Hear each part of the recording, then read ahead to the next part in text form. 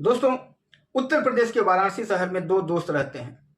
दोनों बचपन के काफ़ी घनिष्ठ मित्र होते हैं। बचपन से ही दोनों एक साथ रहते थे, एक ही क्लास में पढ़ते थे और एक ही कॉलोनी में रहने वाले थे। दोनों का घर अगल-बगल में ही था।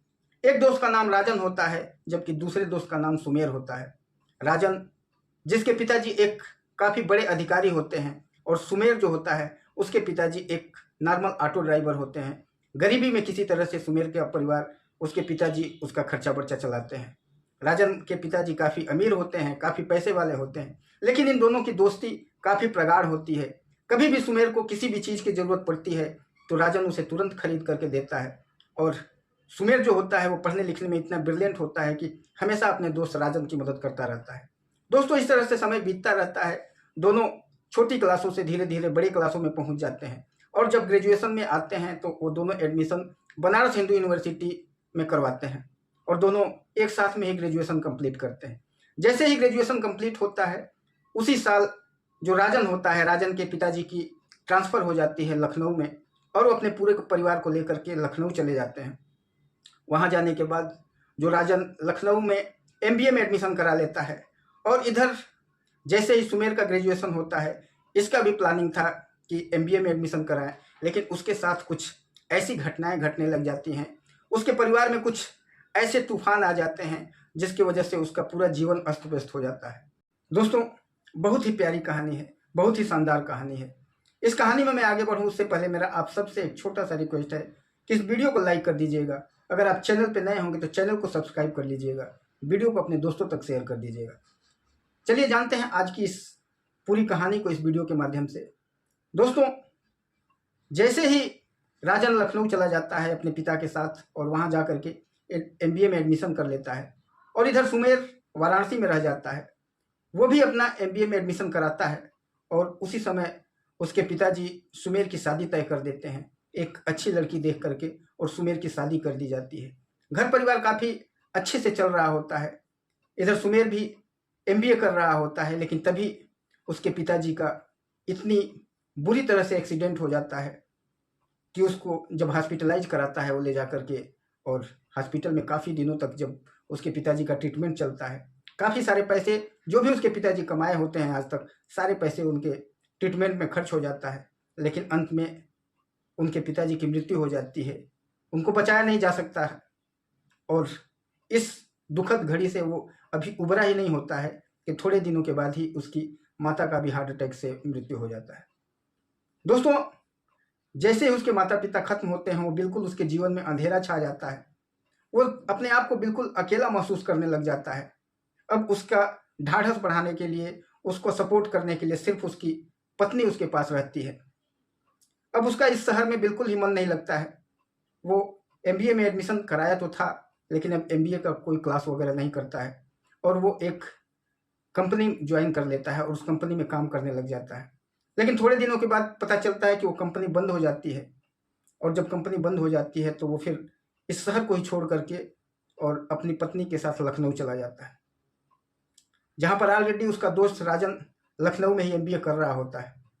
ये भी लखनऊ पहुँच जाता है, और वहाँ जा कर के एक दूसरी कंपनी ज्वाइन करता है, उसमें नौकरी करने लग जाता है। कुछ दिनों तक काफ़ी अच्छे से इसका चलता है काम, अच्छे से नौकरी करता है, और 1 साल के बाद उसको एक बेटा होता है, और जब वो पिता बन जाता है तो माता पिता काफ़ी दोनों खुश रहते हैं।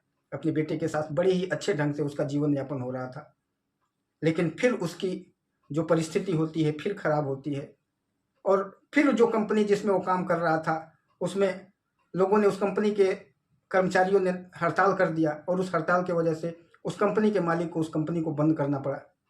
और जब कंपनी के मालिक ने बंद कर दिया, तो अपने सारे कर्मचारियों को जो उनका पेमेंट वगैरह बन रहा था उसको दे करके और उस कंपनी पर ताला लगा देता है। दोस्तों, फिर से इसके जीवन में अंधेरा छा जाता है, और फिर ये परेशान होने लगता है। अब इसके खाने खाने के इसको लाले पड़ जाते हैं। अब इसके जीवन का समझ में नहीं आता इसको कि अब मैं क्या करूं, कहाँ जाऊं, किसके पास जाऊं। जो इसके पास दूध वाले दूध देने के लिए आते थे, जो सब्जी वाले सब्जी देते थे, इसका व्यवहार काफ़ी अच्छा होता है, इसलिए उसको दे रहे होते हैं। लेकिन अब इसको शर्म आने लगती है कि कितने दिनों तक मैं इन लोगों से उधार लेकर के खाता रहूँगा। और फिर उसके बाद एक दिन उसका जो बेटा होता है वो काफ़ी बीमार हो जाता है। अपने बेटे की दवा के लिए इसके पास पैसे नहीं होते हैं। फिर ये अपनी पत्नी के गहने को गिरवी रखता है और उससे जो पैसा मिलता है उससे अपने बेटे का ट्रीटमेंट करवाता है। और फिर उसका बेटा जब ठीक हो जाता है तो फिर ये निश्चय कर लेता है कि अब मैं कुछ न कुछ अपना काम करूँगा। दोस्तों, जब बचपन में राजन और सुमेर दोनों बिल्कुल साथ में रहते थे, दोनों दोस्त, और राजन जब भी सुमेर के घर जाता है तो सुमेर राजन को भेलपुरी बनाकर खिलाता था, क्योंकि राजन को भेलपुरी बहुत पसंद था और सुमेर को बहुत ही अच्छे तरीके से भेलपुरी बनाना आता था। वो पता नहीं कई टाइप के मसाले वगैरह डाल करके और इतना सुंदर बनाता था कि उसी को खाने के लिए हर 1-2 दिन पर राजन सुमेर के घर आ जाता था। बहुत ही उसको, राजन को सुमेर का बनाया हुआ भेलपुरी बहुत ही पसंद था और जो भी उसके हाथ का बनाया हुआ भेलपुरी खाता था वो कहता था कि इसके हाथ में कोई ऐसा जादू है जो कि इस भेलपुरी को इतने अच्छे तरीके से बना देता है, जो कि कोई भी दुकानदार, दुकान वाले भी ऐसा नहीं बना पाते। आज जब सुमेर की परिस्थिति खराब हुई तो सुमेर की वही चीज़ें उसके दिलो दिमाग में चलने लगती हैं कि लोग मेरी बड़ाई करते थे कि भेलपुरी बहुत बढ़िया बनाता है, क्यों ना मैं एक छोटा सा भेलपुरी का ठेला ही लगा लूँ, जिससे 2 पैसा मेरे पास आने लगे और मेरे परिवार का खर्चा चलने लगे। फिर वो निश्चय कर लेता है कि मैं अब भेलपुरी का दुकान लगाऊंगा और वो जाता है बाज़ार से कुछ सामान वगैरह, भेलपुरी के मसाले वगैरह जो उसको पता होते हैं, सारे मसाले वगैरह सब खरीद के लाता है, भेल वगैरह खरीद करके ले आता है और एक जो ठेला होता है, एक व्यक्ति से किराया पर ठेला ले लेता है और चौराहे के पास, अपने घर से थोड़ा सा ही आगे एक चौराहा होता है, चौराहे के पास ही वो ठेला लगाना शुरू कर देता है और वहाँ पर भेलपुरी बेचने शुरू कर देता है। दोस्तों, देखते ही देखते कुछ ही दिन में काफ़ी फेमस हो जाता है उसका भेल। लोग दूर दूर से कार से और अपनी गाड़ियों से आ करके उससे भेलपुरी लेकर के जाते थे। इतना टेस्टी बनाता था कि वहाँ पर उस शहर में, उस चौराहे के आसपास जितने भी कॉलोनियाँ थे, जितने भी रहने वाले लोग थे, सब कहते थे कि भेलपुरी ऐसा हमने आज तक नहीं खाया। इतना उसके हाथों में जादू था और इतना टेस्टी था। देखते देखते उसका भेलपुरी का वो ठेला काफ़ी अच्छा चलने लग जाता है, काफ़ी अच्छे पैसे आने लग जाते हैं और जिसकी वजह से उसके अपने परिवार का खर्चा वर्चा काफ़ी अच्छे से चल रहा होता है। तभी कुछ दिनों के बाद, 1-1.5 साल के बाद, उधर से एक कार आती है, ब्लैक कलर की कार चमचमाती हुई, और वहाँ पर आकर के भेलपुरी के दुकान के सामने रुकती है। उसमें एक व्यक्ति बैठा होता है, शीशा जो कार का था वो बंद था। वो व्यक्ति अपने ड्राइवर से कहता है कि उस भेल वाले से 2 भेलपुरी लेकर के आ जाओ। ड्राइवर जाता है और भेलपुरी उससे बनवाता है और बनवा करके लेकर आता है। तभी वो व्यक्ति उस ड्राइवर को पैसा देने लगता है। वो व्यक्ति कोई और ही नहीं था जबकि इस सुमेर का दोस्त राजन था, जो आज के दिन में एक कंपनी का बहुत बड़ा अधिकारी बन चुका था। और जब वो पैसा देता है, अपने ड्राइवर को बोलता है कि ये भेलपुरी वाले को पैसा दे करके आ जाओ, और भेलपुरी वाला जब उसको, भेलपुरी वाले के पास जब ड्राइवर लेकर के जाता है पैसा देने के लिए, तो सुमेर कहता है कि इतना पैसा मेरे पास नहीं है कि मैं आपको वापस कर पाऊँ। चेंज अगर है तो चेंज दे दीजिए, नहीं तो ये पैसा अपने मालिक को दे दीजिए, कभी दोबारा आइएगा तो आप मुझे दे दीजिएगा। वो ड्राइवर पैसा वापस लेकर के आ जाता है और राजन से कहता है कि ये पैसा लीजिए। वो भेलपुरी वाला पैसा नहीं ले रहा है, बोल रहा है कि मेरे पास चेंज नहीं है। तो फिर राजन कहता है ये पैसा 500 रुपये जो है ये उसी को दे दो, कल फिर आएंगे हम लोग तो जब जो चेंज हो गया होगा तो हमको दे देगा। ये वो आवाज़ जैसे ही उसकी, जो राजन की आवाज़ जो ड्राइवर को वो बोलता है, और ये आवाज़ जब जैसे ही सुमेर के कानों में जाता है, सुमेर के कान खड़े हो जाते हैं, क्योंकि वो अपने दोस्त का आवाज़ पहचानने लगा था। जब सुमेर गाड़ी में बैठे हुए व्यक्ति की आवाज़ सुनता है तो उसे ऐसा लगता है कि उसका दोस्त राजन ही हो सकता है। वो उछक करके और उसे देखने की कोशिश करता है, लेकिन गाड़ी का शीशा बंद होने की वजह से राजन उसको दिखाई नहीं देता है। और फिर ड्राइवर उसको ले आकर के पैसा देता है और कहता है कि ये पैसा आप ही रख लीजिए, हमारे मालिक बोल रहे हैं कि आप ही रख लीजिए। तो फिर सुमेर कहता है कि नहीं, मैं पैसा नहीं रख सकता हूँ, अगर आपके पास चेंज है तो दे दीजिए, नहीं तो आप पैसा लेकर के चले जाइए, जब भी आप लोग इधर से आएंगे तो दे दीजिएगा, क्योंकि अगर मैं रख लूँगा और कल के दिन आपके मालिक आएंगे और मैं नहीं मिला या मेरे पास चेंज ना रहा तो वो परेशानी में पड़ेंगे। उससे अच्छा है कि आप ही रखिए, जब आपके पास होगा तो दे दीजिएगा। वो ड्राइवर पैसा लेकर के वापस गाड़ी में आ जाता है और राजन से बताता है। राजन कहता है ठीक है, चलो जब आएंगे तो कभी पैसा हम इसको दे देंगे, और गाड़ी लेकर के वो चल देता है। घर जब पहुंचता है, घर पहुंचने के बाद जब वो भेलपुरी का 2 पैकेट लेकर के आया था, एक पैकेट अपने पत्नी को देता है और एक पैकेट अपने लेकर के खोल करके जैसे ही खाना शुरू करता है वो बिल्कुल शॉक्ड हो जाता है। उसका टेस्ट, उस भेलपुरी का टेस्ट बिल्कुल वैसे ही था जो उसका दोस्त बचपन में सुमेर उसे बना बना करके खिलाता था। वो समझ जाता है कि ये जो भेलपुरी बनाने वाला है ये हो सकता है मेरा दोस्त ही हो। उस टाइम उसने ध्यान नहीं दिया था क्योंकि गाड़ी बंद थी, शीशा बंद था। अपने दोस्त की तरफ उसने ध्यान नहीं दिया था, उस भेलपुरी वाले की तरफ ध्यान नहीं दिया था। लेकिन अब उसके दिलो दिमाग में ऐसा चलने लगता है कि हो सकता है कि मेरा दोस्त हो। लेकिन फिर उसके दिमाग में आता है कि यार भेलपुरी बनाने वाले तो कोई भी हो सकते हैं, वो कोई ज़रूरी थोड़े है कि मेरा दोस्त ही होगा, ऐसे भेलपुरी तो हज़ारों बनाने वाले हैं। और फिर उसके बाद नेगलेक्ट कर देता है। लेकिन जब रात को सोता है तो उसके दिमाग में वही अपने दोस्त की यादें चलना शुरू होती हैं। वो बचपन की यादें, वो काशी हिंदू विश्वविद्यालय की सारी यादें उसके दिलो दिमाग पर छा जाती है और उसे सोचने लगता है। और सोचने के बाद फिर वो अपने दिमाग में बैठा लेता है कि सुबह ही उठ करके और मैं जाऊँगा और उस जगह पर पहुँचूँगा जहाँ पर वो ठेला लगाता है। सुबह उठता है, उठ करके जल्दी जल्दी तैयार होता है। उसकी पत्नी कहती है कि क्या हुआ, आज बहुत जल्दी जल्दी तैयार हो रहे हैं, कोई मीटिंग वगैरह है क्या? तो वो कहता है कि नहीं, मीटिंग तो नहीं है लेकिन मीटिंग से बढ़ के कुछ है। और उसके बाद तैयार होकर के वो और उस जगह पर पहुंच जाता है जहाँ पर वो ठेला लगाता था। और वहाँ पर जाने के बाद देखता है कि वहाँ कोई ठेला वगैरह कुछ भी नहीं लगा हुआ है। तो आसपास के दुकान वालों से कहता है कि यहाँ पर एक व्यक्ति भेलपुरी का ठेला लगाता है, वो कहाँ है? तो आसपास के दुकान वाले कहते हैं कि आज पता नहीं क्यों वो व्यक्ति आया नहीं, जबकि वो व्यक्ति तो डेली समय से पहले सबसे पहले यहाँ पर अपना दुकान लगा लेता है, वो तो रेगुलर बिल्कुल आ जाता है। उसी में से एक व्यक्ति कहता है कि उसकी किस्मत खराब है बेचारे की, वो किस्मत का मारा हुआ है, नहीं तो इतना पढ़े लिखे होने के बावजूद और उसको ठेला लगाना पड़ रहा है। दोस्तों ये जब उसका दोस्त सुनता है तो उसको जो शक की जो गुंजाइश थी कि नहीं उसका दोस्त है, वो ज़्यादा 80-85% वो समझ जाता है कि पक्का हो ना हो मेरा दोस्त ही हो सकता है। लेकिन जब वो वहाँ पर नहीं मिलता है, काफ़ी इधर उधर तक उसका इंतज़ार करता है, लेकिन वो जब नहीं आता है तो वो वापस जाने लगता है। जबकि जो सुमेर था, सुमेर को भी पता चल चुका था कि जो गाड़ी में व्यक्ति आया हुआ है वो उसका दोस्त ही है। और उसको भी डाउट था कि जो आवाज़ जो थी वो बिल्कुल उसके दोस्त की ही आवाज़ लग रही थी। और इसीलिए आज उसने अपना ठेला नहीं लगाया था कि अगर वो भेलपुरी मेरा दोस्त खाएगा तो ज़रूर उसको डाउट होगा कि ये मेरा दोस्त का ही है और मुझे देखने के लिए आएगा। इसलिए वो आया था लेकिन दुकान नहीं लगाया था, वहीं बगल में एक जगह छुप करके और अपने दोस्त का इंतजार कर रहा था। वो छुप करके देख रहा था और जैसे ही राजन वहां आकर के लोगों से पूछ रहा था, बेचैन हो रहा था, परेशान हो रहा था, तो छुप छुप करके सुमेर उसको देख रहा था और दुखी हो रहा था कि देखो मेरा दोस्त किस तरह से परेशान है। लेकिन सुमेर जो था एक महत्वाकांक्षी व्यक्ति था, वो अपने दोस्त के ऊपर बर्डन नहीं बनना चाहता था, उसे अपनी दुखी जीवन को दिखाना नहीं चाहता था, इसलिए वो छुपा हुआ था। इधर राजन ढूंढने के बाद अपने ऑफिस में चला जाता है क्योंकि उसके ऑफिस से कई सारे कॉल आने लगते हैं। वो अपने ऑफिस जाता है, वो एक बड़ी सी कंपनी का जनरल मैनेजर होता है। उस कंपनी का जो पूरा दारोमदार था वही उसका था, उस कंपनी का जो मालिक था सारी चीज़ें उस अपने राजन के ऊपर ही छोड़ के रखा था। जो भी करना होता था उस कंपनी का हर चीज़ का जवाबदार राजन ही था, उस पूरी कंपनी को हैंडल राजन ही कर रहा था।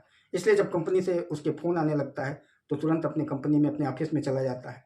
लेकिन वहाँ जाने के बाद भी उसको बेचैनी उसके दिलो दिमाग में चलती रहती है। वो अपने नौकर से कहता है, अपने जो चपरासी होता है उसको पैसे देता है और भेजता है कि इस जगह पर जाओ, वहाँ पर एक भेलपुरी वाला होगा, उससे भेलपुरी लेकर के आना। वो चपरासी जाता है, वहाँ से भेलपुरी लेकर के आता है, वो भेलपुरी खाता है। ऐसे 1-2 दिन चलता रहता है और अपने चपरासी को बताता है कि उसका एक मोबाइल पे फ़ोटो भी खींच करके ले आना उस भेलपुरी वाले का, और उससे बातचीत करके उसके बारे में पूरा बायोडाटा वगैरह लेकर के आना।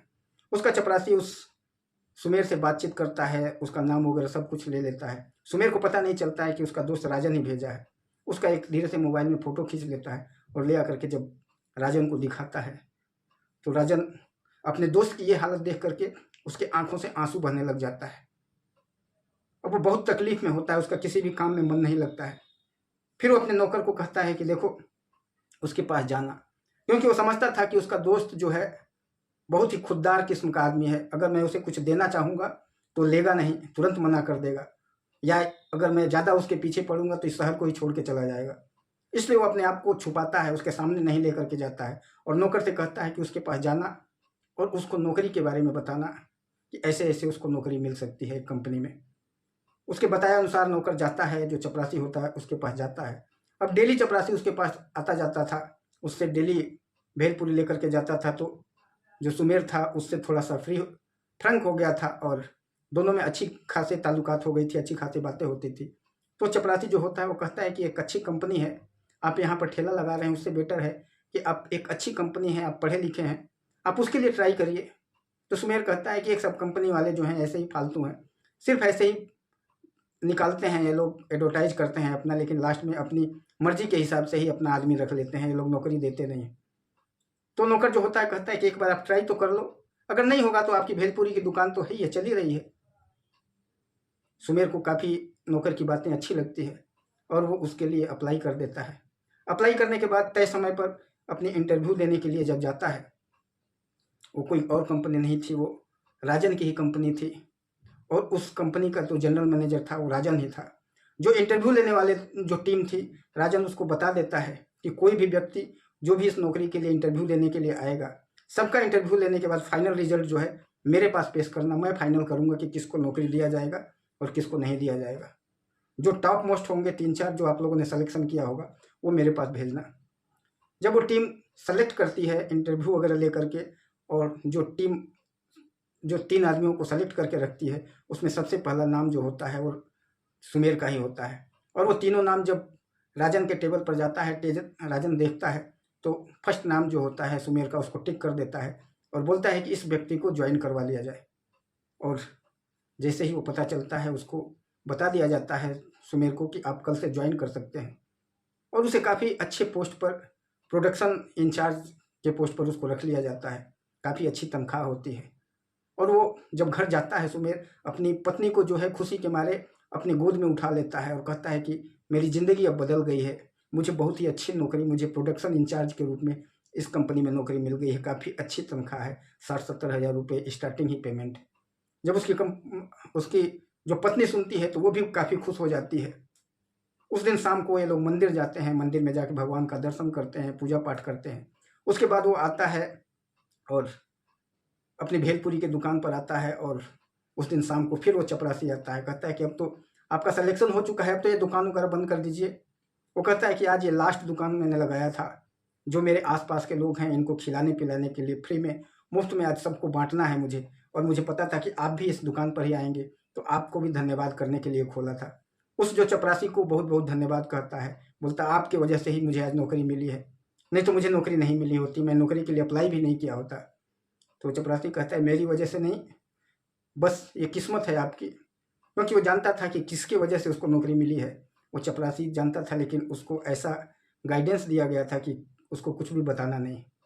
वो अपने तय समय पर जाकर के ज्वाइन कर लेता है नौकरी, लेकिन जो राजन था वो अपने आप को अभी भी छुपा रहा था, उसके सामने नहीं आ रहा था, क्योंकि उसे पता था कि मैं अगर उसके सामने आ जाऊंगा और उसको पता चल जाएगा कि उसके दोस्त की वजह से अगर उसको नौकरी मिली है, तो वो बहुत ही खुददार व्यक्ति हो, नौकरी छोड़ के भी जा सकता है, और फिर वो बेशक दर दर की ठोकरें खाएगा, लेकिन किसी का एहसान वो नहीं लेगा। इसलिए वो अपने आप को छुपा कर रखता है, और सुमेर को पता नहीं होता है कि उसी का जो दोस्त है राजन, इस कंपनी का जो मैनेजर है, वो उसका दोस्त ही है, जो जनरल मैनेजर है उसका दोस्त राजन ही है, और उसी की वजह से नौकरी मिला है। दोस्तों, वो अपनी ड्यूटी ज्वाइन कर लेता है और उसके बाद काफ़ी मेहनत से काम करता है। उस कंपनी का जो मालिक होता है, जितने कर्मचारी होते हैं, सब उसको पसंद करने लग जाते हैं। काफ़ी उसका उस कंपनी के अंदर रेपुटेशन हो जाता है। कई बार वो चाहता है कि जो इस कंपनी का जनरल मैनेजर है उससे मैं मिलूं, लेकिन जो राजन होता है वो अपने चपरासी से कह देता है कि नहीं, उसको बता दिया, अगर वो कहता है तो उसको बता दिया करो कि उनके पास टाइम नहीं है, और वो राजन उससे अपने आप को दूरी बनाने लगता है। तभी जो कंपनी का जो मालिक होता है वो अब राजन को कहीं और, किसी और कंपनी में, उसकी कई सारी ब्रांचेज होती हैं, वो किसी और कंपनी में भेजना चाहता था, क्योंकि राजन जो था बहुत ही मेहनती और बहुत ही अच्छा इंसान था। वो जिस कंपनियां जो भी घाटे में जा रही थी उस कंपनियों में उसका मालिक भेजता था और उस कंपनी को प्रॉफिट में दे देता था। इस वजह से उस एक कंपनी जो घाटे में जा रही थी उस जगह पर उसको जनरल मैनेजर बना करके और उस कंपनी का मालिक भेज रहा था। और राजन सिर्फ इसलिए रुका था कि सुमेर को पहले अच्छे तरीके से सेट कर लूँ और उसके बाद फिर मैं चला जाऊँगा। अब सुमेर अच्छे तरीके से सेट हो चुका था, और फिर अब राजन सोचता है कि अब यहाँ से चले जाने में ही भलाई है, नहीं तो किसी न किसी दिन सुमेर से आमना सामना हो जाएगा, तो फिर सुमेर छोड़ छाड़ करके चला जाएगा और बहुत बुरा हो जाएगा। फिर उसके बाद वो अपनी दूसरी कंपनी में राजन चला जाता है। लेकिन जब राजन दूसरी कंपनी में जाता है तो वहाँ के मालिक और वहाँ के मैनेजमेंट जो है सबको एक नाम सुझा करके जाता है कि अगर मेरे जगह पर किसी को जनरल मैनेजर अगर आप लोग बनाते हैं तो सबसे काबिल जो है इस कंपनी में, जो अभी नया एम्प्लॉई है सुमेर है, उससे ज़्यादा काबिल कोई नहीं है, और मेरे जगह पर अगर जनरल मैनेजर बनाना है तो उसी को बनाइएगा। उसके जाने के बाद उसकी जब सीट खाली होती है तो सुमेर को जनरल मैनेजर बना दिया जाता है, क्योंकि सुमेर मालिक के नज़रों में भी काफ़ी अच्छा काम करने वाला था, मेहनती था और बहुत लेबोरियस आदमी था, इसलिए उसको उस कंपनी का जनरल मैनेजर बना दिया जाता है और राजन दूसरी कंपनी का जनरल मैनेजर बन के चला जाता है। दोस्तों, इस तरह से अपने दोस्त के लिए राजन ने इतना बड़ा काम करके और अपने आप को दूसरी कंपनी में लेकर के चला गया। थोड़ा समय बीतता है, अब उस कंपनी का एक प्रोसीजर होता है कि हर साल उस कंपनी का एक प्रोग्राम होता था जिसमें उस कंपनी के जो 4-5 ब्रांच होती थी उन दोनों चारों पांचों में कंपटीशन होता था। जो अच्छा उस साल में परफॉर्म की होती है उसको प्राइज वगैरह दिया जाता है, जो फर्स्ट और सेकंड पोजीशन, जो फर्स्ट पोजीशन पर होता है उसको प्राइज वगैरह, उसके जनरल मैनेजर को, उसके कर्मचारियों को प्राइज वगैरह दिया जाता है। अब वो समय आ गया था उस कंपटीशन को हेल्ड करने का, और वो कंपटीशन जब शुरू हो जाता है सारी चारों पांचों कंपनियां उसमें पार्टिसिपेट करती हैं, जिसमें सबसे टॉप मोस्ट जो कंपनी होती है सुमेर की कंपनी होती है और राजन की कंपनी होती है। जब राजन पता करता है, एक कंपनी का जनरल मैनेजर राजन होता है, दूसरी कंपनी का जनरल मैनेजर सुमेर होता है, लेकिन इन दोनों को पता नहीं होता है और दोनों अपना जी जान लगा करके अपने आप को फर्स्ट पोजीशन पर लाने के लिए मेहनत कर रहे होते हैं। जिस दिन लास्ट दिन होता है उस दिन उस मीटिंग में जाने के लिए जब ऑफिस से सुमेर निकल रहा था और जब उस ऑफिस के ड्रॉअर को खोलता है तो उसमें एक उसको तस्वीर मिलती है, एक फ़ोटो मिलती है। उस फोटो को जब निकालता है तो वो फोटो देखता है तो उसमें उसका दोस्त और वो इन दोनों के बचपन का फोटो था। वो फोटो को देख ही रहा होता है, तब तक से चपरासी आता है। वो चपरासी को फोटो दिखाता है, कहता है कि ये तस्वीर किसकी है। तो चपरासी कहता है कि सर ये तो हमारे जो पुराने वाले जनरल मैनेजर साहब थे उनका है और उनका दोस्त का है। वो देख करके बिल्कुल शॉक्ड हो जाता है और समझ जाता है पूरी कहानी को कि मेरे दोस्त ने मेरे लिए कितनी बड़ी बड़ी कुर्बानियाँ दी है मुझे अपने आप को यहाँ पर सेटल करने के लिए। फिर वो सीधे वहाँ पर जाता है जहाँ पर ये इसका जो पार्टिसिपेट किया जा रहा है, जहाँ टीम जो बनी हुई थी, जो फर्स्ट सेकंड प्राइज देने वाली थी, वहाँ पर जाता है, उस टीम से मिलता है और कहता है कि कौन कौन सी कंपनी फर्स्ट सेकंड पोजीशन पर है। तो वहाँ पर जो लोग होते हैं उस टीम के कहते हैं कि फर्स्ट सेकंड पोजीशन क्या, दो ही टीम है कंपटीशन में, एक राजन की और सुमेर की। अब इसमें से कौन फर्स्ट पर आएगा कुछ भी कहा नहीं जा सकता है। तो सुमेर कहता है कि देखिए मेरा नाम वापस कर दीजिए, जो ये मेरा दोस्त है इसकी कंपनी को फर्स्ट दे दीजिए, राजन की कंपनी को फर्स्ट दे दीजिए। जो वहाँ पर जो मैनेजमेंट होता है वो कहता है कि ऐसे नहीं होता है, जो फर्स्ट सेकंड जो डिसाइड होगा मैनेजमेंट के हिसाब से उसी को दिया जाएगा, तुम्हारे नाम वापस लेने से कुछ भी नहीं होता है। सुमेर वहीं पर बैठ करके रोने लगता है और कहता है कि मेरे दोस्त को अगर आप लोग नहीं देंगे अगर फर्स्ट प्राइज तो मैं अपने आप को जीवन भर माफ़ नहीं कर पाऊँगा। मेरा दोस्त मेरे से काबिल है और किसी भी तरीके से मेरे दोस्त को ये प्राइज़ मिलना चाहिए। दोस्तों, मैनेजमेंट के जो उस कंपनी का ओनर होता है और बाकी मैनेजमेंट काफ़ी परेशान हो जाता है। उसके आंखों के आंसू देख करके हर व्यक्ति की आंखों में आंसू आ जाता है और वो सोचने लगते हैं कि कैसी दोस्ती है, क्योंकि अभी थोड़ी देर पहले यही बातें राजन भी आकर के कह करके गया था। जब उसको पता चला था कि उसका दोस्त भी इस फर्स्ट और सेकंड पोजीशन में है तो वो भी ऐसे ही रो रो करके कह के गया था कि मेरा नाम हटा दीजिए, मेरे दोस्त को फर्स्ट पोजीशन दे दीजिए। दोस्तों, जब मैनेजमेंट ये दोनों की बातें देखता है तो दंग रह जाता है कि आज के ज़माने में भी ऐसे दोस्त हैं जो एक दूसरे के लिए मर मिटने वाले दोस्त आज भी हैं। दोस्तों, उसके बाद दोनों अपनी अपनी गाड़ी में जा के राजन और सुमेर बैठ जाते हैं और अनाउंसमेंट का इंतज़ार कर रहे होते हैं कि उन दोनों को पता चल जाता है कि हमारा नाम अब हट जाएगा और जो मेरा दोस्त होगा उसको फर्स्ट पोजीशन दे दिया जाएगा, और जैसे ही फर्स्ट पोजीशन दोस्त का अनाउंस होगा हम अपनी गाड़ी लेकर के निकल जाऊंगा। दोनों यही सोच रहे थे, लेकिन तभी अनाउंस होता है और मैनेजमेंट अनाउंस करता है, कहता है कि इस साल एक व्यक्ति को फर्स्ट पोजीशन नहीं मिलेगा, इस साल 2 व्यक्तियों को फर्स्ट पोजीशन दिया जाएगा, क्योंकि दोनों किसी भी मामले में कम नहीं हैं और इन दोनों के बीच में एक समानता ये है कि दोनों ये रियल दोस्त हैं और ये अपनी दोस्ती के लिए एक दूसरे को कुर्बान करना चाहते हैं। अपने जो हक है, अपने हक को कुर्बान करके और अपने दोस्त को दिलाना चाहते हैं। इसलिए मैनेजमेंट ने तय किया है कि ऐसा ईमानदार व्यक्ति इस कंपनी में कोई नहीं है, इसलिए इन दोनों को ही फर्स्ट पोजीशन दिया जा रहा है। दोस्तों, वहाँ पर जितने भी कंपनी के कर्मचारी होते हैं, सारे की आंखों में आंसू होता है। दोनों दोस्त जैसे ही ये सुनते हैं, दोनों को स्टेज पर बुलाया जाता है। स्टेज पर आते हैं, दोनों एक दूसरे को देख करके दोनों की आंखों में आंसू होता है। दोनों एक दूसरे के गले लग जाते हैं और गले मिल करके दोनों काफ़ी देर तक रोते रहते हैं और कहते रहते हैं कि क्यों तुमने इतने दिनों तक मिला नहीं, इतने दुख तकलीफ सहता रहा, लेकिन क्यों नहीं दोस्त का याद किया तुमने? क्या हमारी दोस्ती इतनी भी इसके काबिल भी नहीं थी कि तुम्हारे इस दुख तकलीफ में भी तुम्हें मैं सपोर्ट न कर पाऊँ? राजा सुमेर को कोसता रहता है और सुमेर अपने दोस्त को देख करके रोता रहता है और कहता रहता है कि तुम्हारे जैसा दोस्त इस संसार में कोई और नहीं होगा। ये बातें सुन करके जितने भी लोग वहाँ पर होते हैं सब तालियां बजाने लगते हैं। तालियों के गड़गड़ाहट से पूरा जो जहाँ पर हो रहा था पूरी कंपनी गूंज जाती है। और फिर उसके बाद दोनों दोस्त एक दूसरे से कंधे से कंधा मिला करके और बाहर निकल जाते हैं। दोस्तों, ये एक सच्ची दोस्ती की कहानी थी। आपको कहानी कैसी लगी? अगर कहानी अच्छी लगी होगी तो कृपया वीडियो को लाइक कर दीजिएगा। फिर मिलेंगे किसी और वीडियो में, तब तक के लिए